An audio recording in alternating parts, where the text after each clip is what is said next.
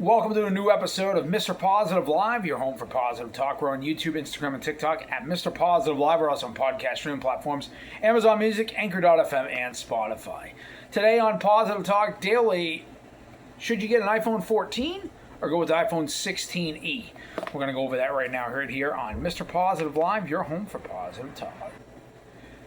Now, no matter what phone you go with, if it's a, say, iPhone 16e that we have here, the box of the iPhone 16e, that's actually what we're recording on right now, the 16e are going with an iPhone 14. Now, anybody buying an iPhone 16e or an iPhone 14, more than likely they're on a budget. There's someone that's looking for a budget iPhone that doesn't cost them a lot of money. Maybe you're getting it through a carrier. Maybe you're walking into Walmart and purchasing it through a carrier or through a prepaid carrier. Whatever. They're both pretty good phones.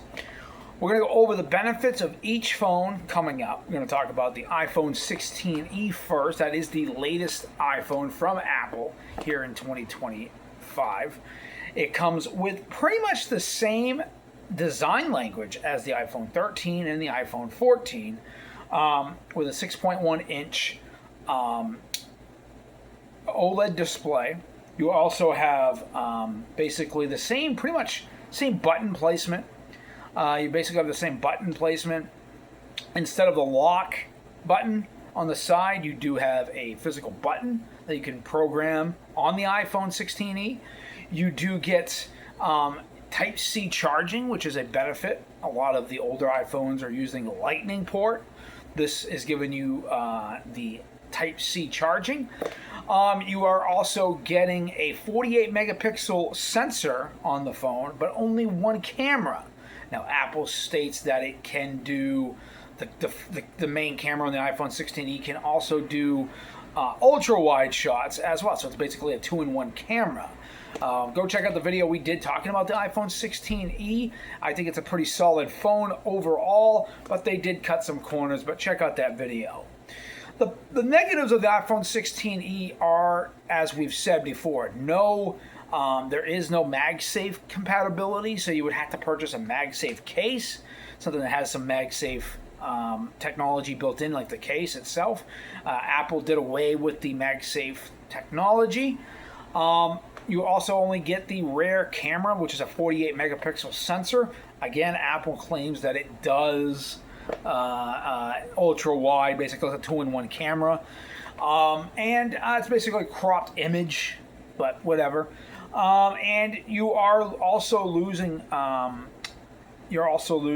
just the compatibility of having MagSafe, but you're also losing a little bit in the wireless charging. You only get 7 watts of wireless charging. So that's kind of lame for Apple to do away with that. Now, what are the benefits to the iPhone 16e, say the iPhone 14? We'll get into the iPhone 14 in just a few minutes, I should say. The thing with this phone is you are going to be getting Apple's latest chipset, which is the A18 chip. Inside this, with 8 gigabytes of RAM and the ability to get Apple Intelligence. But there are ways around the Apple Intelligence. I'll tell you about that coming up just right here in just a few minutes. If you're coming from, say, an iPhone 13, 14, even an older iPhone can still do some sort of AI built in. Okay, so you don't need Apple Intelligence for that. But you will be getting a slightly better main camera with better pixelation in the camera. The camera also does, again, it does 2-in-1, as Apple quotely says. It's a 2-in-1 camera. You will be losing that ultra-wide lens, which I still think having an actual ultra-wide lens is better than a single camera. This phone here replaced the iPhone 14 on Apple's website. Just as of February, maybe in March, Apple was still selling the iPhone 14 as a budget iPhone at $499. Okay, so your benefits for the iPhone 16e, again, you are getting the latest chipset. You are getting the A18 chip. You are getting, again, the latest software updates. You are getting the same main camera that's found on the iPhone 16, the standard vanilla 16 phone. You are getting 8 gigabytes of RAM, and you're getting Apple Intelligence. The negatives of the phone, no There is no MagSafe. You're losing a little bit of power when it comes to the wireless charging. It goes from, say, 15 watts that is on the main iPhone 14. You're losing the ultra wide lens for taking photos and things like that. Let's get to more information, the positives of the iPhone 14. Now, the good thing about the iPhone 14 is, in multiple ways, is this phone is also similarly, this phone here is pretty much what the iPhone 16e is based off. The shell of the iPhone 14 is what makes the iPhone 16e. Basically, Apple went in, basically removed the A15 chip that's in the in this iPhone here, and they just basically threw in the latest A18 chip inside it and called it the iPhone 16e. Now, the iPhone 16e has several things that's going for it. This is a full vanilla iPhone. If you're looking at the iPhone 16e, you're like, well, why does it only have one camera? Here's the thing. This phone may not have the latest chipset, so obviously performance-wise, this phone is going to be a little bit slower. Not by much, though. You are going to be getting, again, 6 gigabytes of RAM, the A15 Bionic chip, the same one that was found in the iPhone 13 Pro series, okay, with one extra core. So you're getting 5 cores on the A15 Bionic chip, plus you're getting 6 gigs of RAM. So you're going to get decent overall performance, similar to the iPhone 16e that we're recording on right now. You're also going to be getting an ultra-wide camera. That's right. You're going to be getting You're going to be getting a 12 megapixel standard camera and the 12 megapixel ultra-wide camera. Okay, so that's a benefit. You're also getting a 15 watts of wireless charging. You're also getting, you're getting multiple things with this phone. You're getting you're pretty much getting the same thing as the 16e, but some added bonuses. Faster wireless charging. You're getting 2 cameras like you would on most vanilla iPhones. So therefore, you're getting everything you would want in the box.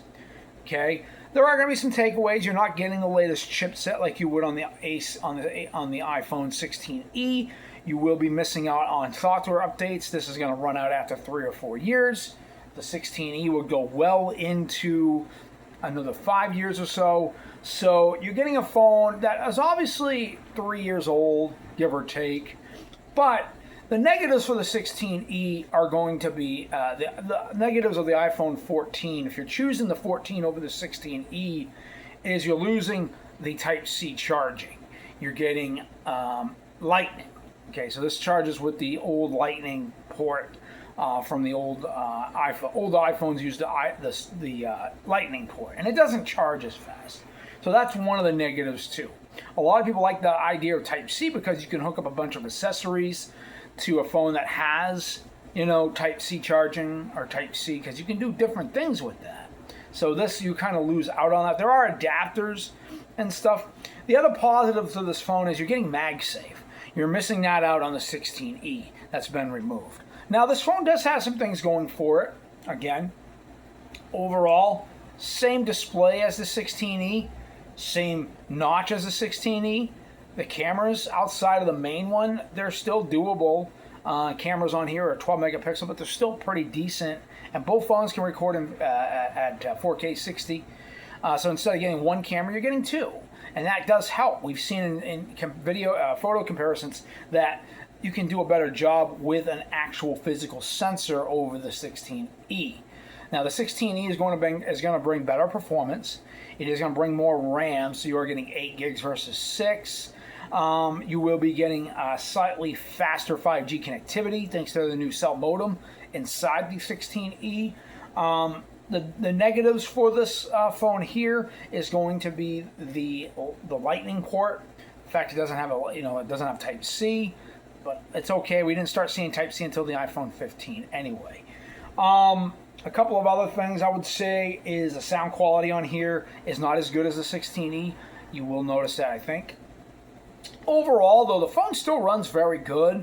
You are getting the latest 18.5, and you will get iOS 19 next month. So both phones should receive the same type of usage. And the good news is both phones perform very, very well. The 16E performs very, very fast. And this one, not really much faster. We did some game-to-game testing, and maybe a few milliseconds faster the 16E was. With regular everyday apps, there was a few apps that actually loaded faster on the 14 over the 16E. Now, the benefits to the 14 is you will be getting a cheaper head. You'll be getting this phone for much cheaper. Now, if you go into a carrier or if you're going on a prepaid, if you're finding this phone on prepaid, you can get it for as low as $99. Now, the 16E does have some deals on Boost Mobile, US Cellular, Verizon. So all the carriers have the 16E on sale. If you have to choose between both of these phones, depending on what you're looking at, both phones bring great balance to the smartphone market. This phone here is giving you excellent battery life, just like the 16E is doing. They both have the same battery life. Okay. They both have the same screen. They both have really good cameras on board. I would prefer the 14 just because it has 2 cameras versus 1, even though it's 48 megapixels. Okay, but when you go to take a photo on the 16E, it's still going to be set at 12 megapixels. So just be aware of that. I think this phone here is also got a lot more going for it. You're getting more of a premium Apple device with the 14. You're getting 2 cameras like a normal vanilla iPhone would have. You're getting MagSafe, which is important. You're getting faster wireless charging. The 16E just feels like a downgrade compared to the 14 or the 15. Now, if you have a choice and you don't really want the 14, there is the iPhone 15, which isn't much slower than the 16E. And is only a little bit faster than this. I think the 14 is kind of similar to the 13. You are getting a lot for your money with the iPhone 14. First off, it's cheaper if you're buying this just outright. This is about $350. The 16E retails for about $699 to $590 or $599. I've seen it for $599. The iPhone 16E is in no way, shape, and form worth that much money. You're basically paying for the chip itself and you're paying for an iPhone 14 body with a newer chipset. They did the same thing with the iPhone 8, with the iPhone SE second and third generations. I would have to say stay away from the 16E. It is a faster phone. Yes, it does have better battery life in some degree. And in some cases, it does have that 48 megapixel camera. Now, I'm not saying the 16E is a bad phone. Maybe if you're someone that's buying phones outright, maybe wait until it comes down in price after a year or so. I think the 14 is just a better bang for your buck phone. You're getting 2 cameras. Yes, they're 12 megapixels, but they're still good.